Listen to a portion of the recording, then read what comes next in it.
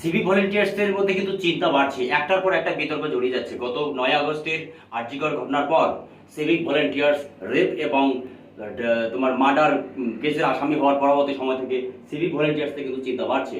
নতুন করে আরও এক সিভিক ভলেন্টিয়ার গ্রেপ্তার হয়েছে, কিন্তু কেন সেই সিভিক ভলেন্টিয়ার গ্রেপ্তার হচ্ছে সেই নিয়ে ভিডিওতে আজকে চর্চা হবে। তার কারণটা হচ্ছে যে কলকাতায় ও অভিযুক্তকে সাহায্য করছে নিরাপত্তা কি আদৌ আছে, এই প্রশ্ন তুলে শনিবার ভোর থেকে বিক্ষোভ দেখাতে শুরু করেন রবীন্দ্র ভারতী বিশ্ববিদ্যালয়ের পড়ুয়ারা। সকাল থেকে অবরুদ্ধ ছিল বিডি রোডের একটা অংশ, বন্ধ হয়ে গিয়েছিল যান চলাচল। পুলিশকে ঘিরে ধরে স্লোগান দিতে থাকে পড়ুয়ারা। অবশেষে গ্রেপ্তার করা হয় অভিযুক্ত সিভিক ভলেন্টিয়ার্সকে। ওই সিভিক ভলেন্টিয়ার্স মদ্যপান অবস্থায় ছিল বলে ব্যারিকেডে ধাক্কা মেরেছিল বলে অভিযোগ বিক্ষোভকারীদের। পড়ুয়াদের অভিযোগ, তারা শান্তিপূর্ণভাবে প্রতিবাদ জানাচ্ছিলেন, বসে ছবি আঁকছিলেন রাস্তায়, পুলিশের অনুমতি নিয়েই চলছিল সেই কর্মসূচি বলে তারা দাবি করে। অচমকায় এক সিভিক ভলেন্টিয়ার মদ্যপ অবস্থায় বাইক নিয়ে ব্যারিকেডে ধাক্কা মারে বলে অভিযোগ। শুধু তাই নয়, পড়ুয়ার ঘটনার প্রতিবাদ জানাতে গেলে কর্তব্যরত এক পুলিশ কর্মী ওই সিভিক ভলেন্টিয়ারকে সরে যাওয়ার ব্যবস্থা করে দেন বলে তারা অভিযোগ করে। এই সেই সিভিক ভলেন্টিয়ার, এই ঘটনার পর কর্তব্যরত ওই পুলিশ কর্মী সিভিক ভলেন্টিয়ারের বিরুদ্ধে এফআইআর দায়ের করা হয়। শনিবার সকাল থেকে পুলিশ কর্মীদের ঘিরে বিক্ষোভ চলে। প্রশ্ন ওঠে, পুলিশ এভাবে অভিযুক্তকে সাহায্য করলে সাধারণ মানুষের নিরাপত্তা নিশ্চিত কি করে হবে? বেশ কয়েক ঘন্টার পর বিক্ষোভ চলার পর অভিযুক্ত সিভিক ভলেন্টিয়ারকে গ্রেপ্তার করা হয়। আগামী দিনে আরও এই কাজ করতে দেওয়া হবে কিনা সেই বিষয়ে বিবেচনা করা হচ্ছে বলে পুলিশ সূত্রে জানা গেছে। কিন্তু প্রশ্ন হচ্ছে, একটার পর একটা সিভিক ভলেন্টিয়ার্সের এই যে অভিযোগ আসছে, এটা কিন্তু একটা যথেষ্ট চিন্তার বিষয়। তার কারণ আরজিকর ঘটনার পরবর্তী সময়ে কিন্তু বিভিন্ন বিভ্রান্তিকর কিন্তু সিভিক ভলেন্টিয়ারদের বিরুদ্ধে কিন্তু অভিযোগ আছে।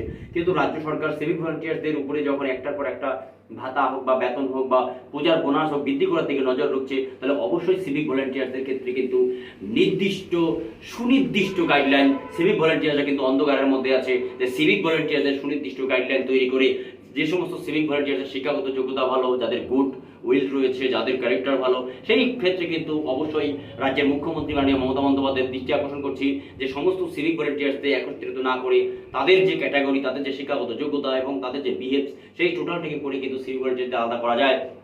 এবং সেই ঘটনায় পরিস্থিতি হচ্ছে সেই ঘটনা।